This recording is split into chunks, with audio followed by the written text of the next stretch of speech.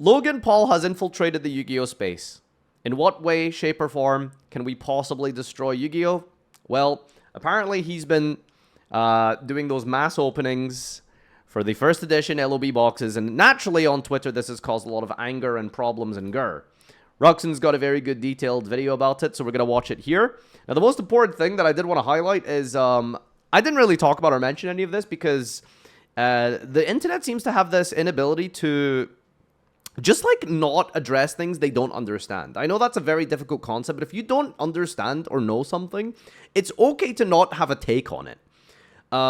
So one thing that you'll have noticed is if you did follow the Twitter thing, there were people with getting like hundreds of likes, thousands of likes, just regurgitating nonsense, just saying things that were completely untrue because they don't like Logan Paul, which is somewhat funny because Logan Paul is a piece of shit, but at the same time, you don't need to lie to make someone be a bad person, right? Like, they can be a bad person without you having to make things up about them, you know? Just, you know, if you want more details, just look at the Meta Zoo, the Zoo City drama, whatever, from Logan Paul. CoffeeZilla has a good video series on it, but yeah. So anyway, how have we ruined Yu-Gi-Oh? Let's ask Ruxin.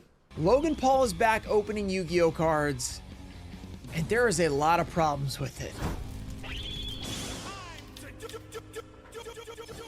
What's up, guys? We are back with another video, and I've gotten back from vacation. I recorded a lot of videos ahead of time to post while I was gone, and while I was gone, a big event happened, which was Logan Paul open packs for Yu-Gi-Oh! So several months ago, Logan Paul had posted about the $60,000 Blue Eyes White Dragon and the Legend of Blue Eyes booster box, etc., etc., and everybody was freaking out because, oh no. Random side point, Logan Paul, like, owns one of those, like, grading companies, right? Or something, you know, when they say, like, PSA 10 and stuff. Doesn't he, like, doesn't he have a stake in some of those companies or something?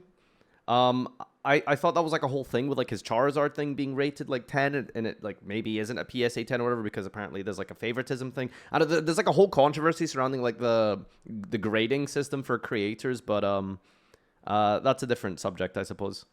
Oh, Logan Paul's back, and last time he joined in Pokemon during COVID. He blew up their market, and now, you know, people are paying $400,000 single-handedly for a blew up foil PSA 10 Gengar. So every Yu-Gi-Oh fan is like, is that how much a Gengar? 400,000 for a PSA 10 Gengar?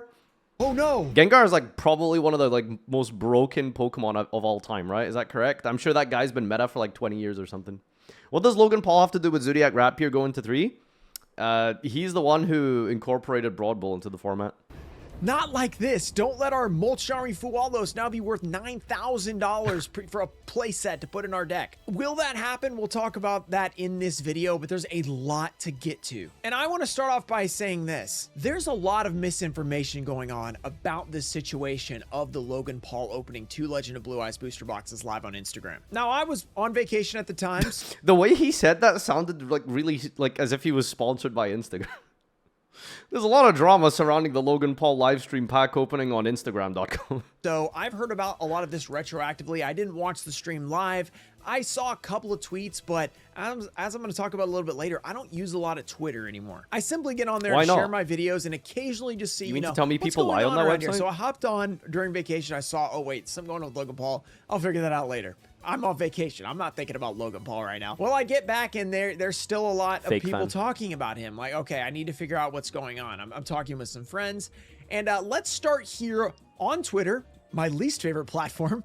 Logan Paul. So this is, if you've never heard of Logan Paul, he is a very large creator that over the years has made his money, and his fame has grown from doing some pretty crazy stuff. A lot of stuff that is very distasteful in a lot of ways, and now he's part of WWE. He's pumped up Pokemon. He's done a lot of things that people don't. Is he like an official wrestler, or is it just like one of those like cameos? So I don't know a ton about him. Or does he like week in and week out wrestle? He's very disliked overall on the internet. So it feels wrong for me to, I don't want to say I'm coming to his defense here, but there are a lot of really bad tweets about this situation that, while Logan Paul is not like the guy I'm going to be like, he's awesome, he's amazing. I mean, I don't really even want to defend him, but I do want to mention that a lot of things that people got wrong about this. So let's start off with the clip that got everybody talking. I did, bro. Oh my god.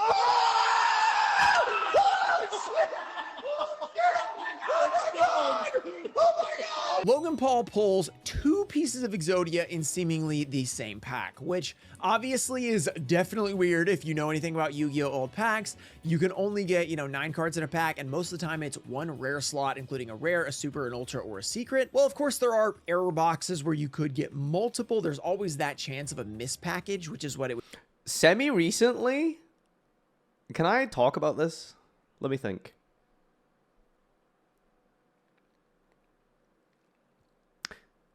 So there was I'm trying to be very careful how I word this.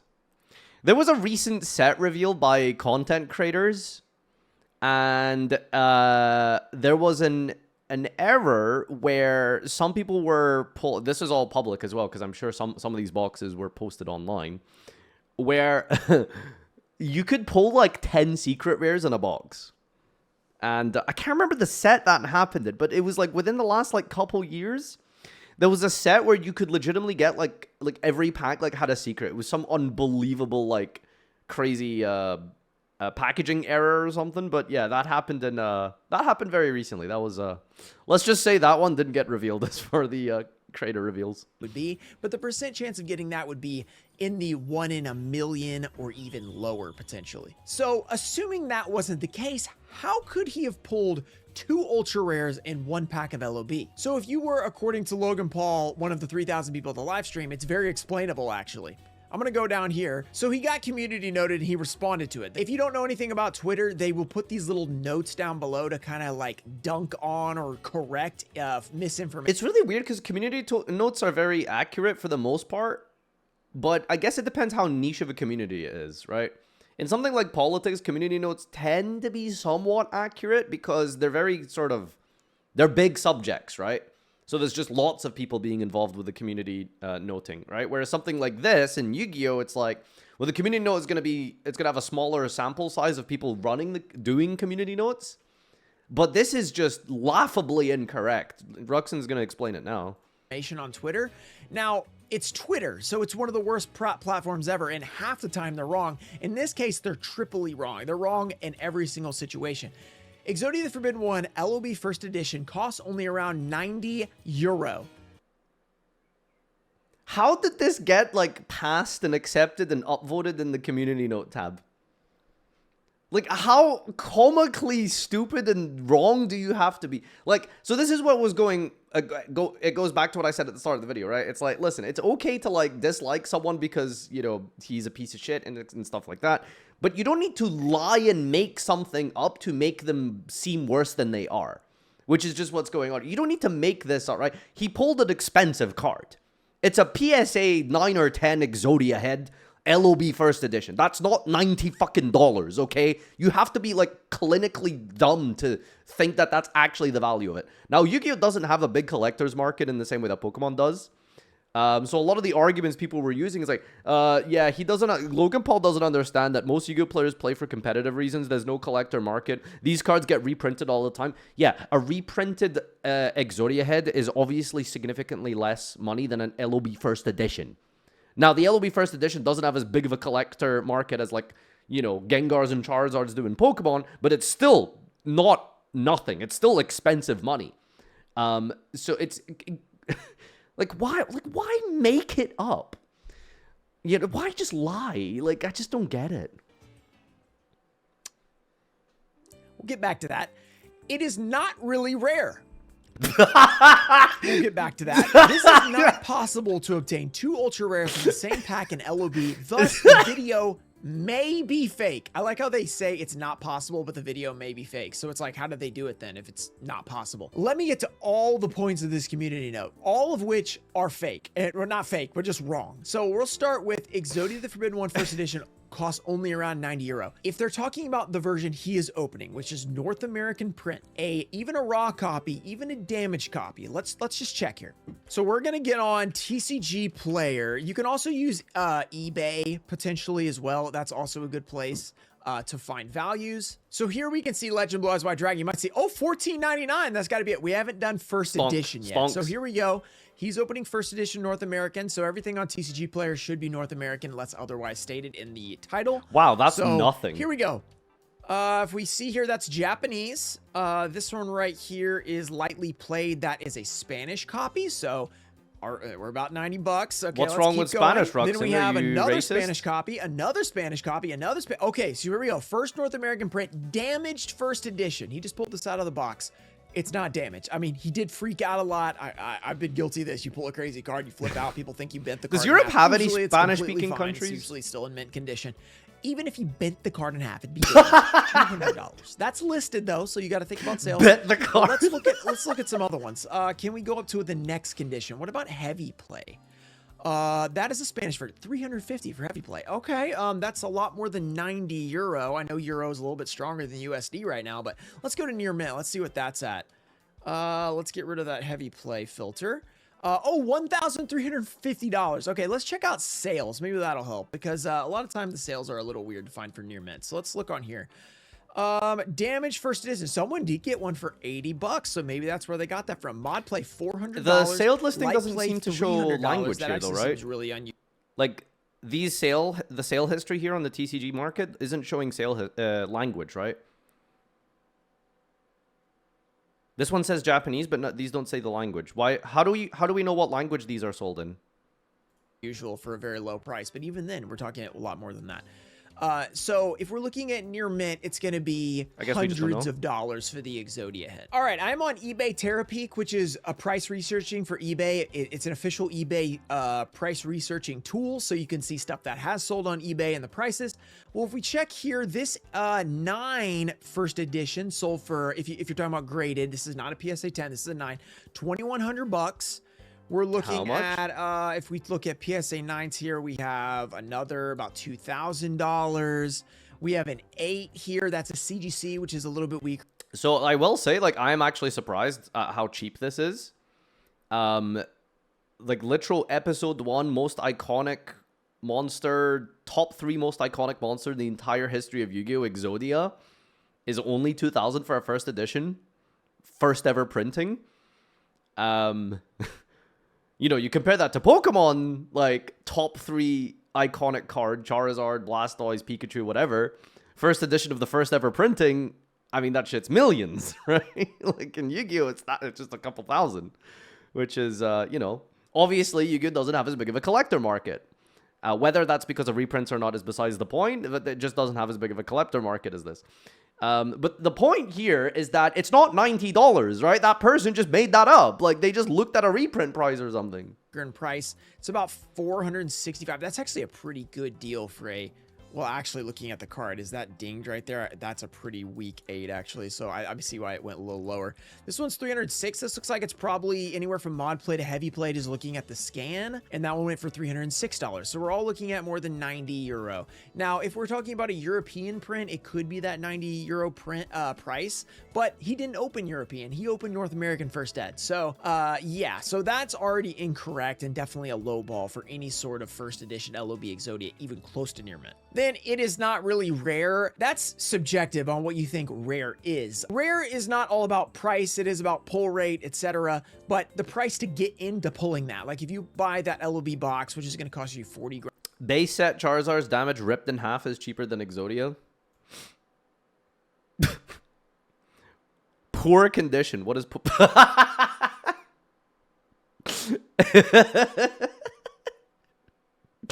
Yo. That's a Troll and Toad light plate. Oh my god. 100 euros. Grand, 50 grand right now. Slightly eaten. You have to open 5 of those boxes on average to get an Exodia. You know, 5 times 40,000 is 200,000. That's a lot of money. Now, you might say, well, the Charizard base set, that's a really funny example because a lot of times in those base set boxes, you pull a Charizard in one box. So they're actually less rare per pack, but the fact that you have to pay, you know, 300,000 for a box makes it pretty rare in that respect, right? So this is very subjective on what you think rare is, but I'd argue that that is pretty rare when the barrier to entry with that price is pretty high. Then finally we have, this is not possible to obtain 2 ultras from the same pack. Does anyone know how much an LOB first possible box outside is. of an error, Is which there is even correct. still any around? Thus, the video may be fake. So now, how do we explain? How did he pull 2 in there? There were 3,000 people in the live. Okay, let's just take a look. All right, let's take a look on what he said. A PSA 10 Exodia the Forbidden One is valued around 8,500 on a card ladder. I've never heard of card ladder. It might be some sort of price charting thing. I'm pretty sure Ruxin's like day job is like he is a content creator, but I don't think it's his like primary bread. I'm pretty sure he's like a vendor, right? I'm sure that's what he's primarily earns his money from. So if anyone in Yu-Gi-Oh understands like, you know, selling cards, buying cards, slabs, PSA conditioning and stuff like that, and he's like never heard of card ladder. What the fuck is card ladder? Is it just like, that's what I was asking at the start, right? I thought Logan Paul had his own card rating company, and maybe that's it or something. All right, I've literally never heard of this. It's a rug pulling site. Card ladder. Google it. I'm scared to Google it, honestly. Big fan of those because they do require a certain amount of sales and stuff like that are public, because Yu-Gi-Oh just doesn't get a lot of sales, right? There's very few sales compared to Pokemon, so they can't do like the average of the last 5 sales or whatever, because the last 5 sales might have been over the last 2 years, you know? So they can have pretty wild price swings. Now, for his value at 8,500, this actually is a pretty low price for the current market of Exodia. Now, before the big boom, it was about a $4,000 to $5,000 card, so it's higher than that in PSA 10. But I actually personally sold mine for a lot more than 8,500, and I know others have been posted on Instagram for sales as well, up to I think $14,000 for an Exodia head. I think one was wavy, so one was glossy at the peak. We may have already hit that peak and it may be coming back down. Whether or not you agree with graded or not, like that's just the facts of what they're selling at. So this 8,500 is actually conservative for a PSA 10. Now, he didn't actually pull a PSA 10 pitch. He still has a graded, obviously, so it's not worth that max price yet, but if he does grade... I mean, if you freshly pull up card, it's pretty much guaranteed to be minimum PSA 9, no? Because, like, PSA 10 isn't just, like, factoring in the quality of, like, how it's been preserved, like, the chipped corners and stuff. It's, like, the actual, like, literal, like, quality of how it's printed on the card by the company. So, surely, like, freshly pulled is, like, 9 minimum, right? Centering is very variable. Sometimes you can pull damage cards. That's rarer than... I mean, maybe not recently. Konami's product has been kind of dog shit, but... like centering and stuff is usually what these things refer to. Like, sure, freshly pulled cards from a pack. What do you guys think, like, minimum PSA you can get is? Right? Freshly pulled is... You can go as low as 7? That's so bad. How? Why? I mean, maybe recently, but if you go older, like, I think... And I'm not sure, but I'm pretty sure, like, the older... you go, the better the quality is, right? Just because, like, you know, companies take, like, shortcuts now. They don't put it in, you know, it's all about mass production rather than, like, profit over, like, quality and stuff like that. Is that not maybe, like, a good general rule? No? 76 with major centering issues. Yu-Gi-Oh has those in spades. That's part of what makes 10 so valuable, because not all fresh pulls are in perfect shape. See, I just assumed that, like, a freshly pulled card would be minimum, like, PSA, like, 8 or 9, right? But, like, you're telling me you can go as low as 7?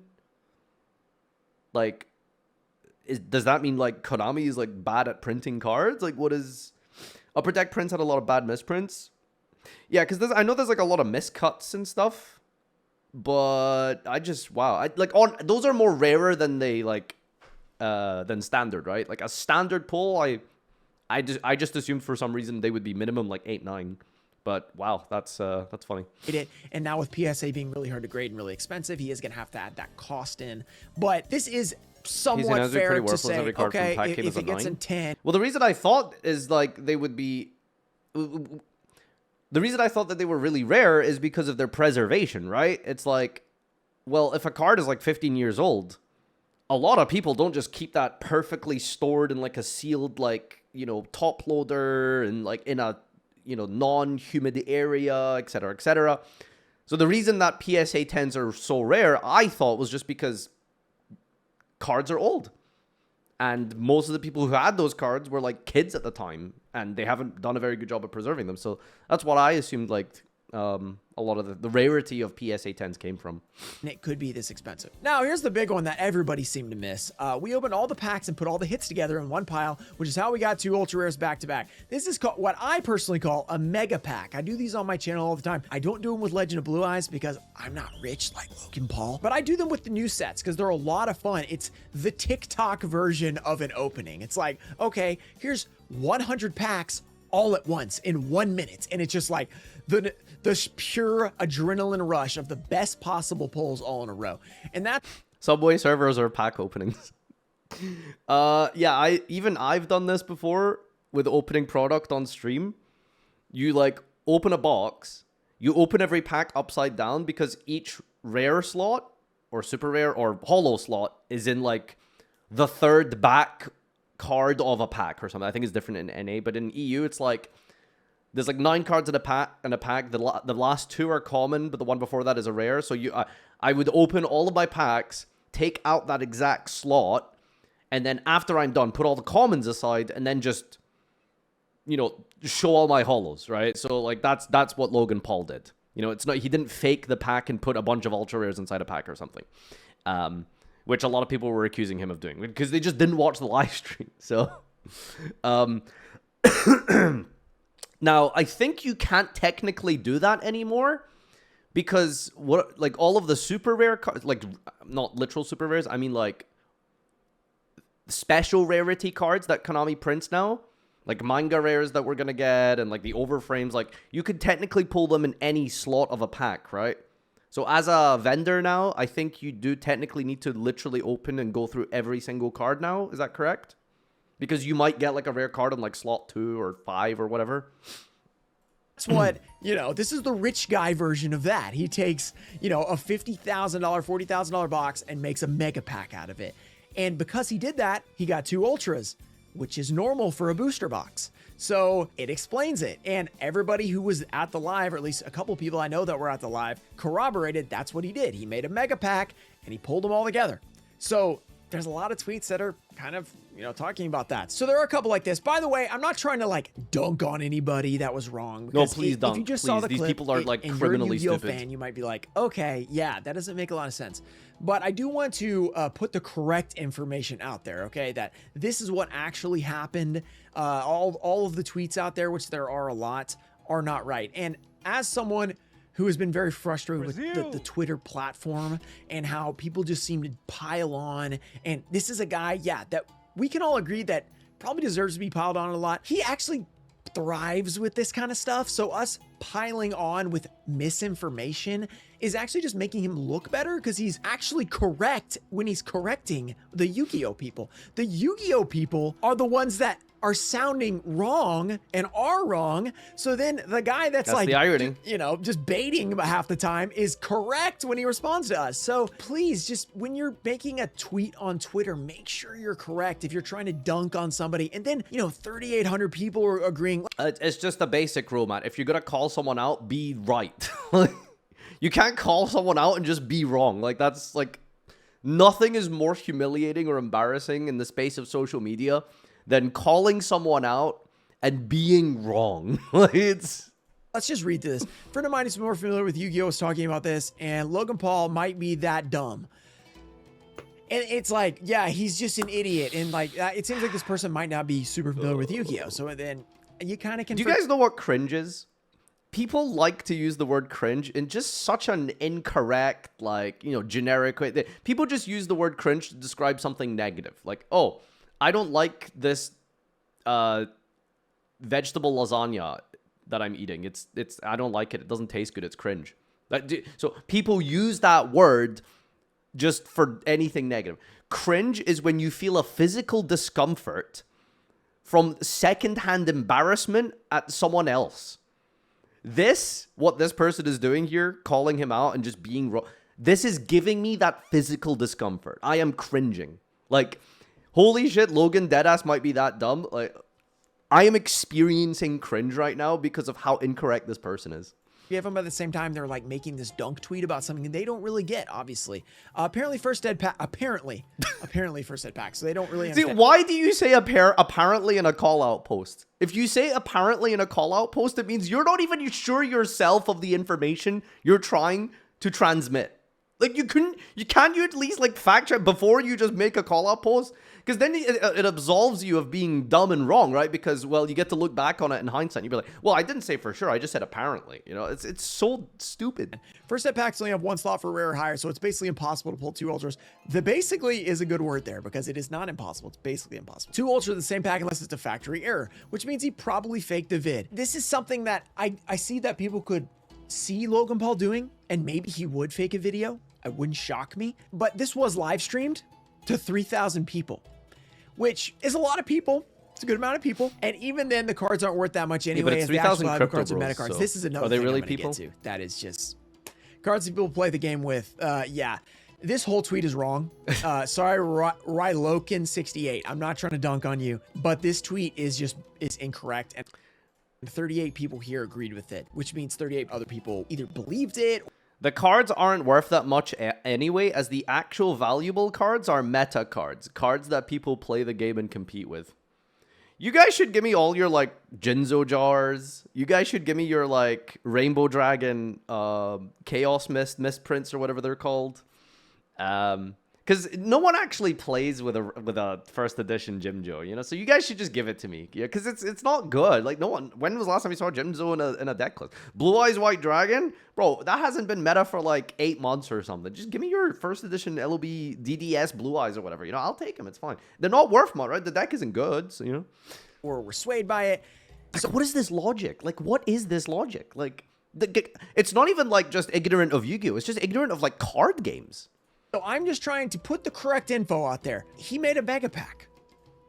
It's possible to pull 2 ultras because most LOB boxes you get 2 ultras. Sometimes you only get 1. I've done it myself. It hurts a lot, by the way. Here's another one by the Poke Plateau. Remember, guys, don't harass anybody. Be like, you're an idiot because you were wrong. Everybody's wrong a lot. I'm wrong all the time. I just want to get the correct info. I'm not wrong, by the way. So the packs were messed with. Old school U packs come with the common, uncommon cards. The last card of the pack was the pull. Yeah, this is another thing. They were all hollows in the mega pack. So it was kind of obvious, if you know what a mega pack is, you know, that they were hollows and rares only, and there were no commons and this is another thing. There are no uncommon cards in Yu-Gi-Oh! That's a Pokemon thing. Like, I can almost forgive the people calling him out and saying, like, oh, he faked the pack because he got 2 ultras in a row, because I guess if you only watch, like, a clip of the thing and then you don't really get the full context of him building a mega pack of hollows to just pull all at once, I can almost kind of understand people, you know, calling him out for that. But there are people calling him out for that and then saying, like, yeah, he put the Exodia head. That's been reprinted, man. That card isn't worth anything. Okay, bro. There are short. Didn't you say Tenpai wasn't a good deck? Nope. That was literally not me. That was some other guy. You know what? Just a side note. I thought I was wrong about the Toon cards. Just really random small tangent here. But I thought I was wrong about the Toon cards. So I went back and I actually went to try and see what was my actual verdict on the Toon card. Did I say the deck was good? I don't remember. So I actually went back and I watched the video of my initial reaction to the Toon cards. Do you know what my initial reaction to the Toon cards was? There's no way that's the real name. Funny Dark Rabbit. Half of my reaction to the Toon cards isn't card analysis. Brazil. It's laughing at the fact that Konami named this shit Evil Box and Funny Rabbit. So I watched this entire segment. I actually didn't give a verdict or an analysis. I just watched the combos and just sat there laughing the entire time at how dumb the name is. So I thought maybe... Wait, hold on. Was I wrong about the Toon card? I never actually said the cards were good or bad. I didn't give an opinion or a take. I just said the cards were really stupidly named. So yeah, thankfully I haven't been got there. There was one card or archetype that I said recently that I was really wrong about. I can't remember what it was. Someone called me out for it like a few days ago, and I'll take that L. Because I give very good card analysis, in my opinion. Genuinely, like, I think I'm right, like, quite often, for the most part, but I can't remember what it was. It wasn't Tenpai. I never said Tenpai was good. It was bad. Warrock, that was like 10 years ago. No. Also, I never thought Warrock was good. I just bought the cards hoping the next wave of support was good. That's a big difference. Ryzio, there's no way I said Ryzio was bad. But you did. No, what are you talking about? Warrock? No, Warrock was always a meme. Like, you said Malefic was bad? Yeah, weird. I remember you said something about Lancia being bad in Mala's format was. Yeah, that's something I was wrong about. But I mean more like deck that ended up being good that I said wasn't good. I can't think of anything super recent about that. But yeah, that is definitely one other take. I said Lancia is criminally stupid to main deck in Mastodon. And it was main decked in Mastodon. Like, by a lot of people. Top-end players. I'll own that. I was wrong about that for sure. You did call Ryziel good for 2014 or something? Guys, listen, I know, like, everyone likes to forget that there are other people who feature on the Farfa YouTube channel, but you are just straight up mixing me with MBT. I never said Ryziel was good. I very specifically remember us debating, like, the field spell, where I said this deck has an on-resolution Omni-Negate that's searchable, and he thought it was bad. Like, you are mixing me up with MBT. I did not say Ryziel was bad. You are genuinely just taking what he said and applying it to... I never said that. You called Ryziel boring, but not bad. Yeah. I mean, that's a different question, right? But... Farfa was one of the only people who said Ryziel was actually good. I mean, yeah, like, you read that field spell. You're the guy that does 10-minute testing, right? Yeah. Thoughts on Tenpai now? I mean, if Tenpai had all of its cards at max copies, the deck would still be insane, probably, right? Like, especially in Mastodon. You were wrong about Ritual of Light and Darkness. I don't know if I really gave much of a take about that, but yeah. I did think those cards were not that good. But we'll see how relevant it becomes. Because currently it's somewhat good. It's like a tier 2 deck, but Funny Rabbit stuff is better. Anyway, let's finish this off here. Which hardly anybody knows about. Gezi TCG's a big fan. You know, he's going crazy right now. But there are no uncommon cards, and the entire mega pack, as far as I'm aware, OCG is basically in a tier 0 toon format now, because they can be 0 in a box.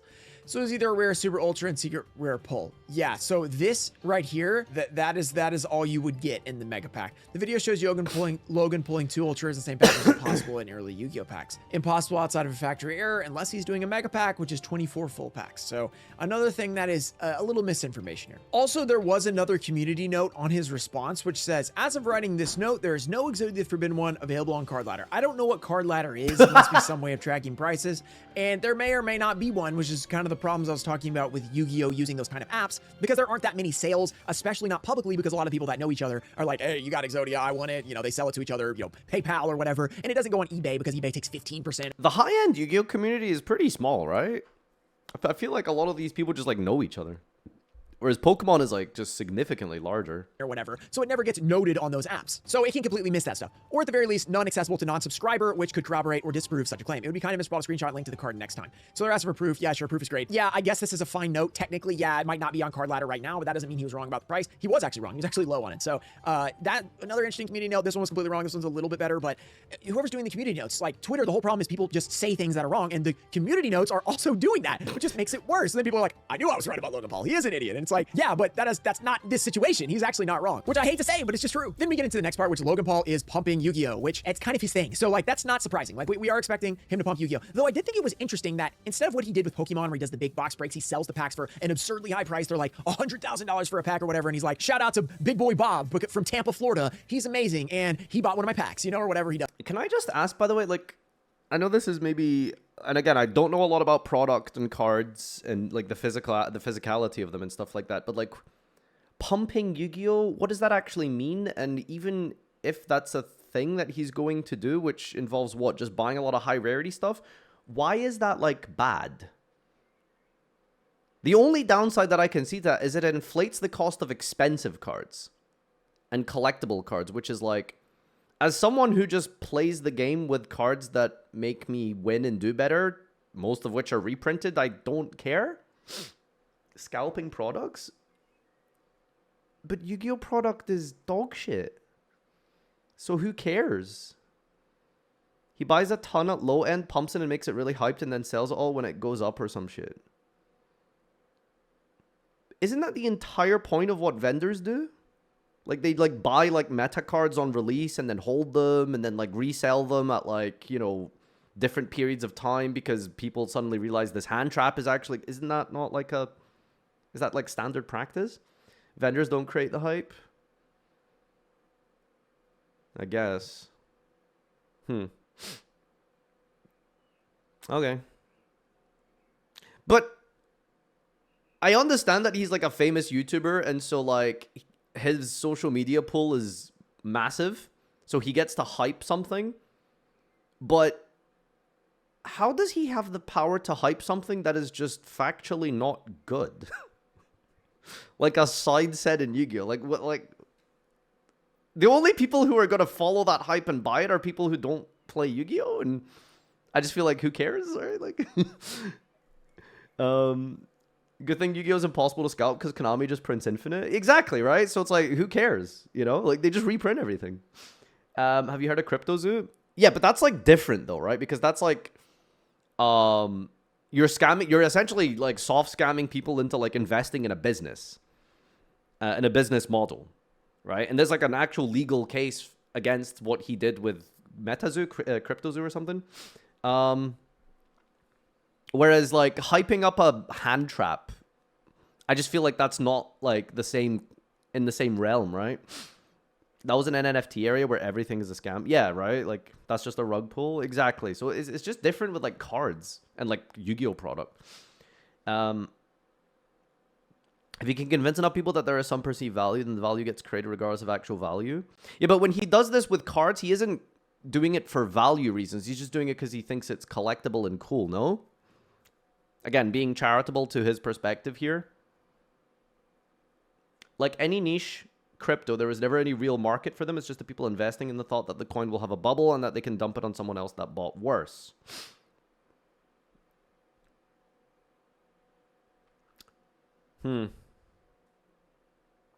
I just think if there's going to be a pump and dump, there's probably better ways to do it than outside of Yu-Gi-Oh! Side sets, you know?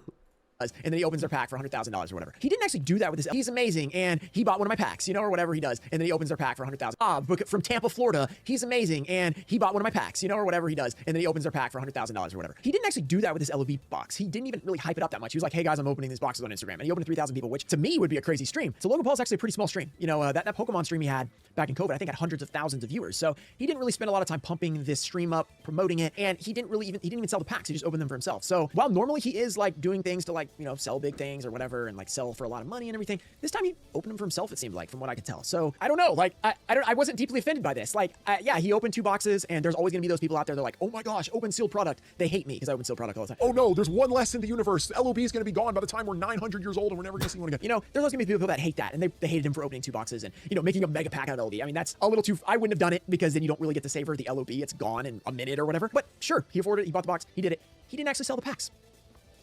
I don't know, like, I feel like I'd be much more like, "Oh wow, he just pumped up an LOB box to $200 million and he sold the packs for $500,000. Like, that would be much more offensive like to me. Some creators do, right? Like they pre-sale the boxes or packs to someone, but they get the exposure, whatever it is, to like open it, right? Like that's a thing, isn't it?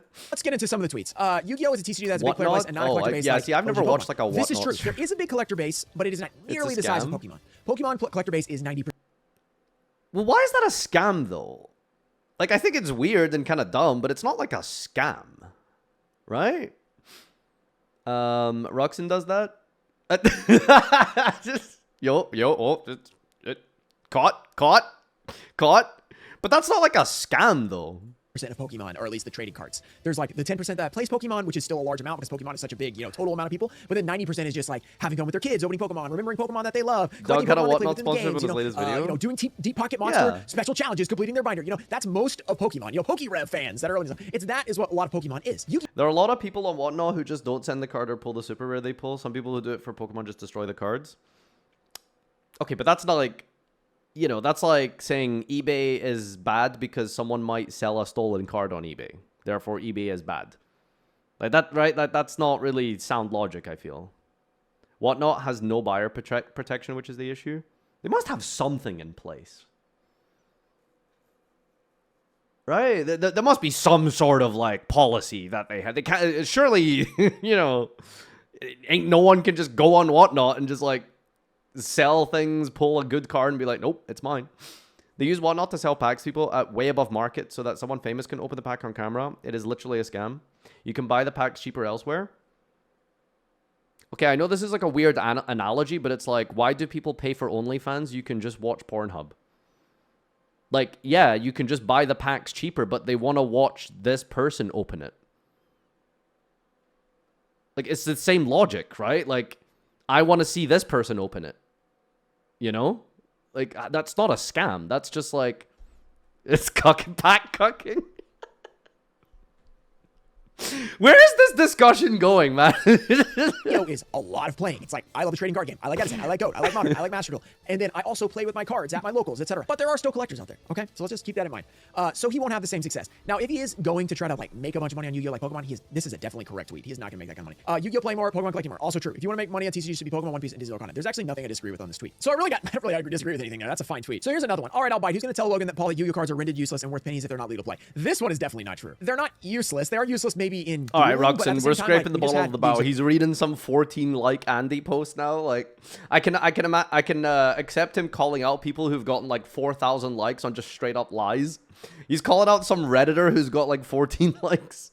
It's like, yeah, you know, that guy's like definitely just some anime profile picture bot who doesn't know what they're talking about. We can't call out everyone on the internet. You know, we'll be here forever. Deck win and like add a YCS a couple years ago. So these old cards do occasionally come back and get used, and you could use the LOB versions. You probably would just use a reprint if you wanted, but if you're trying to flex first at LOB. This is what, like, by the way, just going back to like the whole concept of like everyone needs a take. It's you know, it's the internet, it's social media. Everyone has to give an opinion. It's like penises. Like everyone has one, but like, you know, no, we don't all need to see the penis. But this guy wants us to see the penis, right? All right, I'll bite. Who are you? Why are you biting? Who asked? Like, who asked? I don't want this. No one asked for this opinion, right? Like, who are you? Why do you need to give an opinion on this? And you're just wrong. You're just wrong. You're lying. You're incorrect. Like, but you could go for it. They're not worth pennies. We've already kind of. You haven't watched the Whatnot stream, man? They're so cringe. Come on, guys. We're super low on this pack. You guys gotta up the price before I open this one. It's already at 150% market.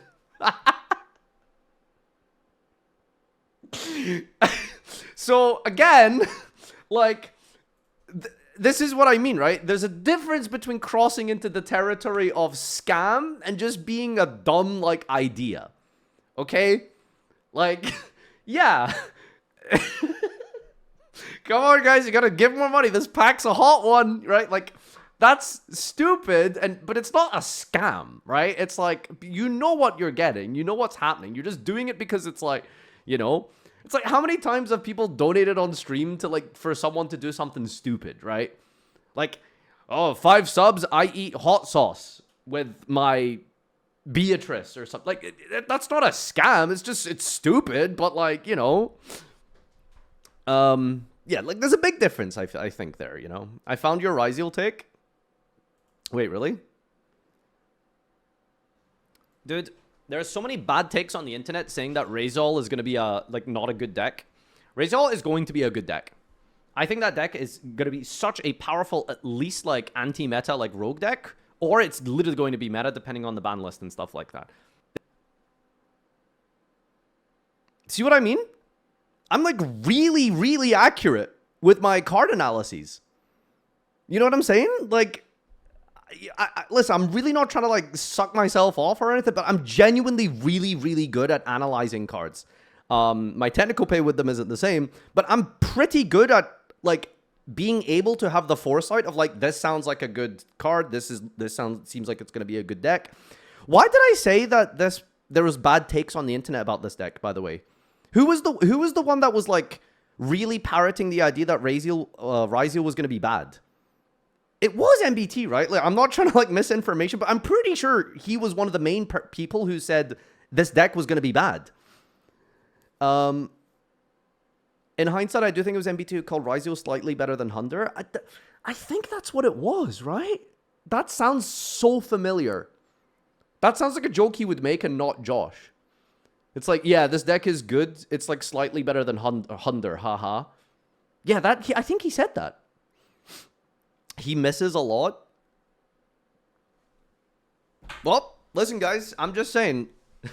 Like, one thing I am genuinely really proud of and happy with the highlight channel is I can usually get some...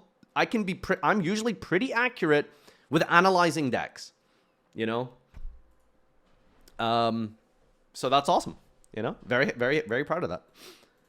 Talked about this. A lot of people wish they were worth pennies. Like, I hate that there's a collector market. I wish all the cards were pennies. I could have a cheaper deck, and I get that. That's totally understandable. I really agree with the strategy of printing low rarity for the people that want cheap. Joseph missed on a lot of archetypes, Runic and Ryzeal especially. Well, to be fair, I think I kind of missed on Runic as well. I don't remember saying Runic was good. I definitely thought it was mid, or even bad. The reason why Runic in hindsight ended up being so good is just because of how unbelievably well it synergized with better decks. Like, the Runic deck itself wasn't good, right? But as an engine, it was incredible, right? That's kind of the thing. Cards to be able to play the game, and then having the high rarity collector stuff. But this is old, so this doesn't even matter. Like, if you are playing Exodia in your deck, you can get the reprint, and it's really cheap. So this whole Logan Paul opening thing doesn't really synergize with Floodgates. I meant some more like, you know, Josh's list that he won Bologna with. That's like a whole different scenario, which is stuff like sure, that. very frustrating. But Konami is so good at reprinting everything that Mystic you're not going to have like probably the worst pick of Yu-Gi-Oh concept. That I was obscenely incorrect about Mystic Mind. Most of the Edison cards have had multiple reprints. I mean, how many substitutes have we seen in the last couple of years since it was a $20? Sorry, I know I'm kind of like half talking over Ruxin's video now, but I think we kind of get the point here. Right, it's just like everyone who criticized Logan Paul, 90% of them were actually just brain dead. So, yeah. That we've seen 5 reprints. It's very affordable now, and they make sure that it is by printing over and over and over to make sure that you can get those things at a decent price. Now, it's not still going to be super cheap to play Modern. It's still kind of an expensive TCG, but they've done a really good job with these Legendary Modern decks and Legendary 5Ds decks and stuff like that, providing hand traps at a reasonable price and common, and just making it possible to actually play the Yu-Gi-Oh card game without completely going, broke. But while they do reprint everything, these old cards still do have value, as I showed you earlier with the Exodia, and a lot of the collectible stuff does. And the more people that get into Yu-Gi-Oh, there's going to be more nostalgia people that are like, oh yeah, I love Exodia, I love Dark Magician, and they're going to be super excited to collect that again as well. So overall, this situation was just a little weird because Logan Paul, I can't say he's like my favorite person. I never really followed him, and a lot of times he's just been had a lot of negative press. He's been a heel in wrestling. He kind of does this for a living. He makes people angry and then he profits off of it. Okay, so us making these big tweets and making wait, that sounds like really familiar. He makes people angry and profits off of it. Reminds me of someone. Everybody retweet and talk about Logan Paul, and then like most of them just being wrong. One, it's helping him. 2, we're wrong. Like what? Like please, guys, let's be correct. Let's double check the stream, double check the situation before we tweet about how he tampered with the pack and how these cards are worth nothing. I just felt like this video needed to be made because everywhere I'm seeing it, it's just like, oh yeah, Logan Paul bad. So this pack was a scam and all this different stuff, and it's just not. So let's make Twitter a better place so I can actually get on there and not just be like, oh my gosh, I have to leave this place immediately. Put some correct info out there. You don't have to necessarily try to dunk on everybody when we're not even right ourselves. So I don't even know who I made this video for. I was just frustrated reading a lot of these tweets a few days later. So guys, Logan Paul is officially back. We do have to keep an eye out for that. I'm sure he is going to be doing Is he going to do more stuff, by the way? Do we know? Right Did he say he's going to be doing more? For now, I'm just going to enjoy opening Magia, and that's all I got for today. I'll see you guys next time. Shout out to Brandon Cheney, Adams, Beam of Trading, King Tamaya, Junior Barty. Oh, and Archlord Christia First Edition! That card looks like shit. To Brandon Cheney, Adams, Beam of Trading, King Tamaya. I mean, I guess this is what we were talking about earlier. That's a brand new, freshly pulled Archlord Christia, and it looks like garbage. Look at that. Look at the trim. Look at this corner. Wow. Yeah, this is terrible. What the fuck? Damn. I guess Konami never, What are Pokemon cards like? Do they generally come out as, like, good quality?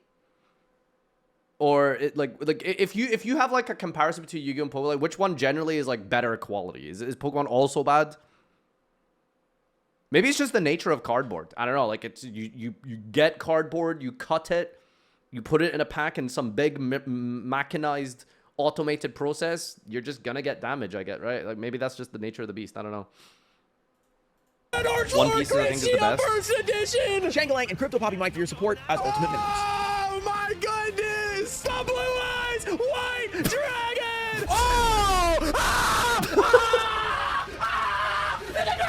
And I'll see you guys next time. I did see him opening a serialized Stardust. That was really funny.